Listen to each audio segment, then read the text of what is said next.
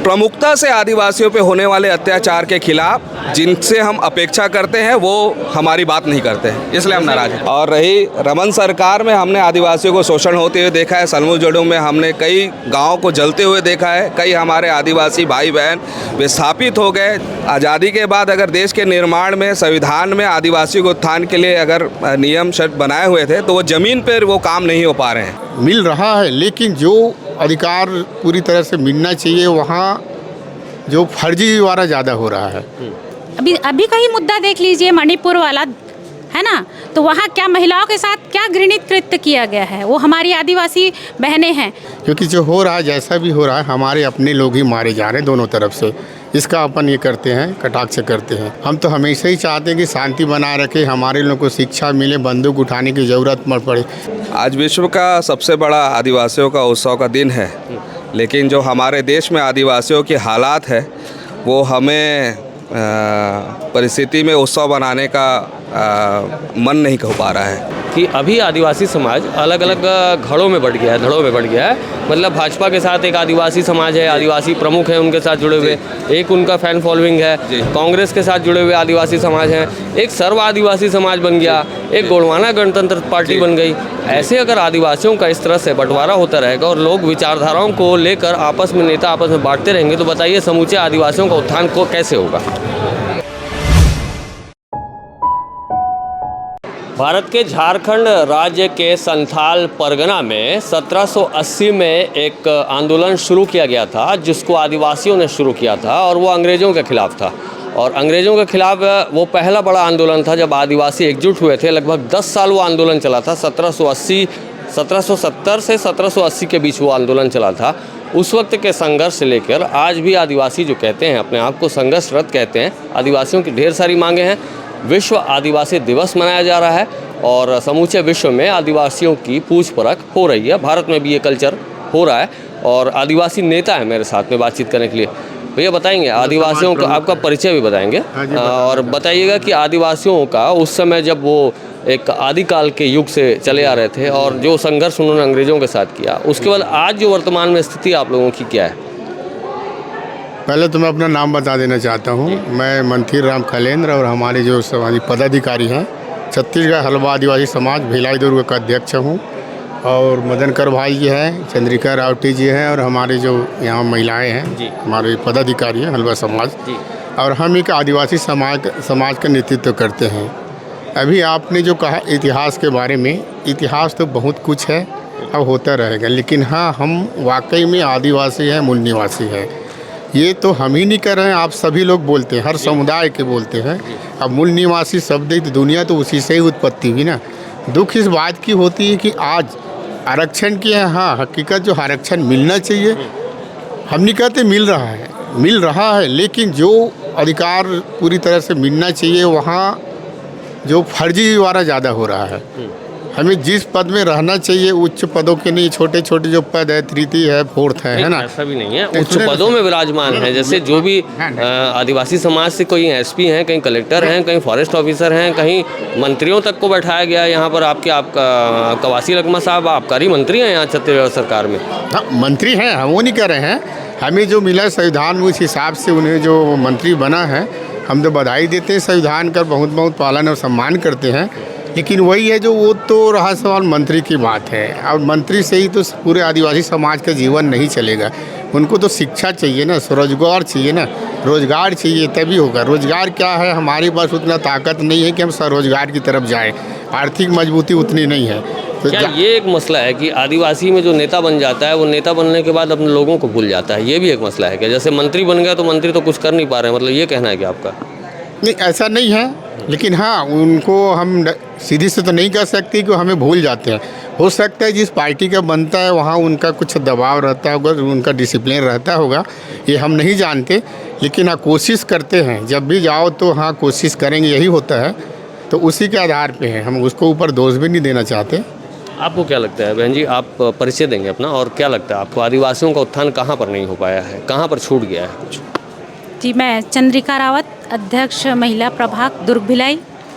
मैं एक महिला होने के नाते मैं इतना ही बोलना चाहूँगी कि आज भी हमारे आदिवासी भाइयों और बहनों के साथ जो अत्याचार, शोषण, और जैसे कि अभी का ही मुद्दा देख लीजिए, मणिपुर वाला, है ना, तो वहाँ क्या महिलाओं के साथ क्या घृणित कृत्य किया गया है। वो हमारी आदिवासी बहनें हैं जिनके साथ ऐसा किया गया। तो हम क्या अभी भी सुरक्षित नहीं है? आदिवासी इतना आरक्षण मिला है, इतना मान सम्मान दे रहे हैं 9 अगस्त करके, लेकिन जो मिलना चाहिए, जो मैदानी रूप से मिलना चाहिए, जो होना चाहिए पटल पे, वो नहीं दिखता है। कहीं ना कहीं हम अछूते रह जाते हैं इस चीज़ से। तो हम तो चलिए यहाँ शहर में हैं तो हम लोग अपना हक अधिकार लड़के ले लेते हैं, करते, लेकिन ग्रामीण एरिया में हैं जो लोग भाई बंधु जो पढ़े लिखे नहीं हैं, थोड़े पिछड़े हैं। ऐसा लगता है कि सामंतवाद हावी है आप लोगों के ऊपर में? सामंतवादी जो प्रथा एक समय से आप लोग कहते आए हैं कि सामंतवादी प्रथा हम लोगों का दमन करती आई, क्या ऐसा लगता है सामंतवाद आज भी आप लोगों पर हावी है? आप बताएंगे इस पर। जी हाँ, अभी कुछ तो लगता है, पूरी तरह तो हम नहीं स्वीकार सकते, लेकिन कुछ तो है। जो आप देख रहे हैं आज जितने भी मीडिया वाले जैसा भी हो रहा है, हर जगह तो आदिवासियों के ऊपर अत्याचार हो रहा है।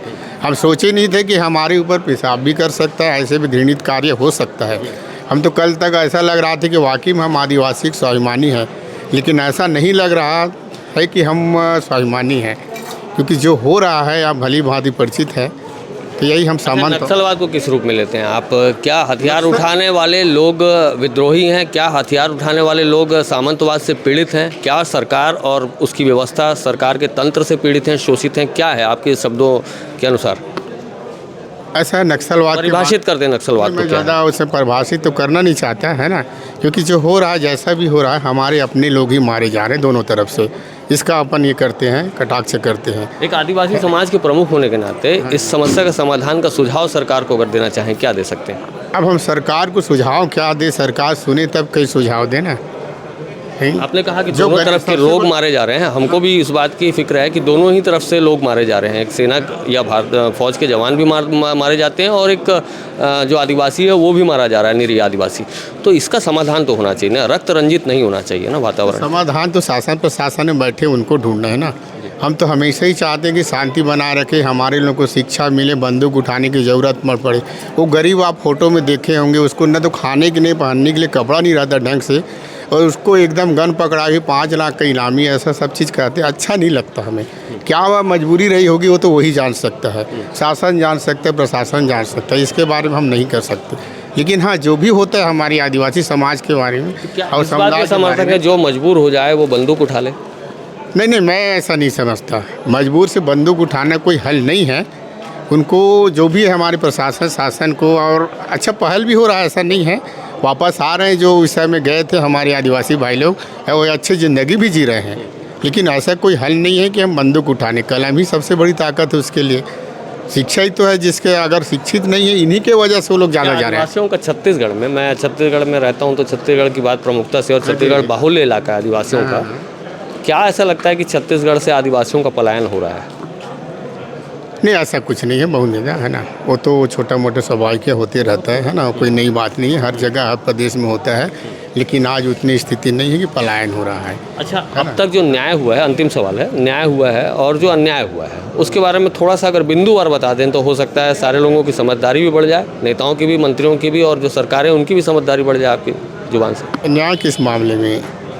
किसी भी मामले में आपको ऐसा लगता है कि आदिवासियों के हक अधिकार को छीना जा रहा है, या उनके साथ में समतुल्य व्यवहार नहीं किया जाता है, या उन्हें उस मेन स्ट्रीम पर नहीं लाया जा रहा है, तो आपको जो लगता है कि सुझाव देना चाहिए सरकार को ताकि आपकी बात को सुने सरकार और उस व्यवस्था को ठीक करे? नहीं, इसके बारे में कुछ देना नहीं चाहता, क्योंकि शासन प्रशासन बहुत ताकतवर है, उनके ऊपर निर्भर करता है। हम एक सामाजिक कार्य करता है छोटे मोटे, और वो आदिवासी सरकार से डरते हैं? मतलब नहीं, डरने की बात नहीं है। डरे क्यों भाई? सरकार को सुझाव देना है आपको। सुझाव क्या? आपके समाज के ही लोगों के हमारे पास जो उत्पीड़न हो रहा है, हमारे लोगों को जो अधिकार है, शिक्षा है, स्वास्थ्य है, बराबर मिलता रहे, तो जरूर एक मुख्य धारा में अच्छे दबाव है क्या सरकार का? ऐसा कोई दबाव नहीं है, समाज में ना कोई दबाव नहीं है, वो जो भी है अच्छी है।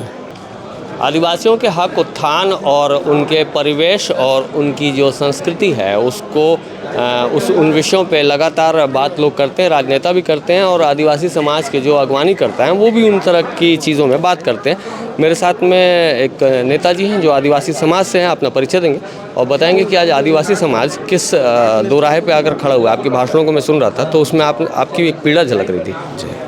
मेरा नाम चंद्रभान सिंह ठाकुर है, मैं MIC मेंबर रिसाली नगर निगम से हूँ, और गोंडवाना आदिवासी समाज का मैं प्रतिनिधित्व करता हूँ। आज विश्व आदिवासी दिवस के उपलक्ष्य में जिला प्रशासन के द्वारा इस ऑडिटोरियम में आयोजन रखा गया था, जहाँ मुझे समाज के तरफ से प्रतिनिधित्व करने और बोलने का अवसर दिया गया। आज विश्व का सबसे बड़ा आदिवासियों का उत्सव का दिन है, लेकिन जो हमारे देश में आदिवासियों की हालात है वो हमें परिस्थिति में उत्सव बनाने का मन नहीं हो पा रहा है। क्यों, ऐसा क्यों? क्योंकि आप देख रहे हैं देश में एक हमारा हिस्सा है मणिपुर, जो लगातार 100 दिनों से अधिक वहाँ व्यवस्था ठप हो चुकी है। महिलाओं के साथ अमानवीय घटना हो चुकी है। वहाँ के बच्चे, महिलाएं सभी राहत कैंप में हैं और जिसकी जवाबदेही है वो अपने जवाब से भागते चले जा रहे हैं। प्रधानमंत्री जी मणिपुर की घटना में बोलना नहीं चाहते, गृह मंत्री जी वहाँ के हालात को सुधार नहीं सकते। कई मीडिया है जो अन्य खबरों को दिखाती है लेकिन मणिपुर के वास्तविक चीज़ों को नहीं दिखा पाती है, जिसे हम आदिवासियों को पीड़ा पहुंचती है। अन्य समुदाय के लोग हैं जो अन्य देश में घटनाएं होती है उसमें कैंडल मार्च लेके निकल जाते हैं, लेकिन आदिवासियों के जब ऊपर घटना होती है तो हम भी अपेक्षा करते हैं कि पूरे देश के लोग हम आदिवासियों के साथ खड़े रहें और देश के भाईचारा को बनाए रखें। आपके जो भाषण है उसमें केंद्र सरकार के खिलाफ काफ़ी अलावत लग रही थी, और केंद्र सरकार ने क्या अन्याय किया ऐसा? केंद्र सरकार लगातार अत्याचार कर रही है। जैसे छत्तीसगढ़ में है माइंस का वो परमिशन दे रही है, जो अभी छत्तीसगढ़ को मैं सरकार को बधाई देने जाता हूं, जो हसदेव में उन्होंने नए कोल माइंस पे पाबंदी लगा चुकी है। केंद्र सरकार जो आदिवासियों के दाद के लिए मणिपुर की जैसी घटना है उसमें कोई संज्ञान नहीं ले रही है, उसमें कोई बात नहीं बोलना चाहती है। कई आदिवासी क्षेत्र है जो जल जंगल ज़मीन की लड़ाई जा रही है, वहाँ से आदिवासियों की बेदखली की जा रही है। प्रमुखता से आदिवासियों पे होने वाले अत्याचार के खिलाफ जिनसे हम अपेक्षा करते हैं वो हमारी बात नहीं करते हैं, इसलिए हम नाराज़ हैं। जैसे कि भाजपा के राज में जो नक्सलवाद था उसको नक्सलवाद को इस तरह से फ्रेम किया जाता था कि वो एक आतंकवाद है, और कांग्रेस ने ये कहा कि हमारी सरकार आएगी तो हम वार्ता करेंगे, वो भटके हुए लोग हैं। अगर आप अपने नज़रिए से देखते हैं तो नक्सलवाद किस रूप में नज़र आता है? कि वो एक भटका हुआ स्वरूप है, अपनी हक अधिकार की लड़ाई के लिए उन्होंने बंदूक उठाई है, या एक जैसा कि भाजपा कहती है कि रमन सिंह जैसा कह चुके थे कि आतंकवाद है वो, उसके खिलाफ हम सख्ती से निपट रहे हैं। तो क्या आपका तर्क है उसमें? नहीं, नक्सलवाद तो एक गलत चीज़ है, उससे हम आदिवासियों का भी शोषण हो रहा है। कई मासूम आदिवासियों की जानें उसमें जा चुकी है। हम नक्सलवाद के खिलाफ है। और रही रमन सरकार में हमने आदिवासियों को शोषण होते हुए देखा है। सलमू जड़ों में हमने कई गाँव को जलते हुए देखा है। कई हमारे आदिवासी भाई बहन विस्थापित हो गए जो प्रवासी के रूप में अन्य राज्यों में अभी मजदूरी के रूप में काम कर रहे हैं। लेकिन जब से छत्तीसगढ़ की सरकार बनी है, जो आदिवासियों की योजना लेके आए हैं उसमें आदिवासी किसान सशक्त होते जा रहे हैं, आदिवासी बच्चे अच्छी शिक्षा लेते जा रहे हैं, आदिवासियों को अच्छी स्वास्थ्य सुविधा मिलते जा रही है। बहुत बड़ी बात की थी मंच से कि 562 रियासतें हुआ करती थी, और उसके बाद सरकारों ने मतलब मिलकर, उन रियासतों ने मिलकर एक हिंदुस्तान, इंडिया या भारत का एक गठजोड़ हुआ, भारत बना। और आज आदिवासियों को अगर उनकी मांगें पूरी नहीं दी जाती हैं तो उनकी रियासतें आदिवासियों की जो थी उन्हें वापस कर दी जाएं। तो इन बातों पे कायम है आप? अगर हमारे बुजुर्गों से जो हमारा इतिहास हमने को जानने मिलता है उसमें 562 रियासतों में 252 रियासतें हम आदिवासियों की थी। और उस शासनकाल में हमारे कई महान पुरुष हैं, जैसे हम गढ़मंडला की कर रहे तो रानी दुर्गावती है, दलपत शाह है, शहीद वीर नारायण जी है। ऐसे महान पुरुष हैं जिन्होंने आदिवासियों के स्वाभिमान अस्तित्व के लिए लड़ाई लड़ी है। आज़ादी के बाद अगर देश के निर्माण में, संविधान में आदिवासी के उत्थान के लिए अगर नियम शर्त बनाए हुए थे तो वो ज़मीन पर वो काम नहीं हो पा रहे हैं। आदिवासी को सरकारें आदिवासी योजनाओं के नाम पे शोषण करती हैं, चाहे कोई भी सरकार हो, ये मानना है आपका? नहीं, वहाँ फिलहाल जो हमें जो दिख रहा है तो छत्तीसगढ़ के कांग्रेस सरकार की जो अभी की नीति है, ये आगामी 10 से 15 साल में आदिवासी जागरूक होंगे, आर्थिक रूप से मजबूत होंगे, अपने छत्तीसगढ़ का नाम रोशन करेंगे। ये इनकी नीति और योजना से हमें महसूस होता है। एक अंतिम और बड़ा सवाल है कि अभी आदिवासी समाज अलग अलग घड़ों में बढ़ गया है, धड़ों में बढ़ गया है। मतलब भाजपा के साथ एक आदिवासी समाज है, आदिवासी प्रमुख हैं उनके साथ जुड़े हुए, एक उनका फैन फॉलोइंग है, कांग्रेस के साथ जुड़े हुए आदिवासी समाज हैं, एक सर्व आदिवासी समाज बन गया, एक गोंडवाना गणतंत्र पार्टी बन गई। ऐसे अगर आदिवासियों का इस तरह से बंटवारा होता रहेगा और लोग विचारधाराओं को लेकर आपस में नेता आपस में बांटते रहेंगे तो बताइए समूचे आदिवासियों का उत्थान को कैसे होगा? देखिए, समाज में राजनीतिक विचारधारा अलग है, आदिवासियों का समाज अलग है। समाज में सामाजिक बात होनी चाहिए। राजनीतिक व्यक्ति को अपनी विचारधारा को समाज के समझ रखना चाहिए कि कौन सी विचारधारा समाज के उत्थान में काम करते। समाज को ये तय करना चाहिए उसका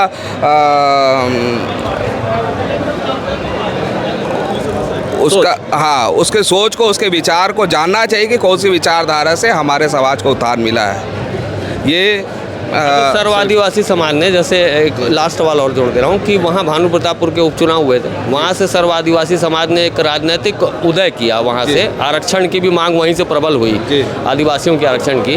तो क्या लगता है कि राजनीतिक परिवेश में वहाँ उन्होंने कांग्रेस को भी बहुत कुछ डैमेज किया? 10,000 वोट काट दिए कांग्रेस और भाजपा के बीच में लड़के, 10,000 वोट उन्होंने ले गए वो।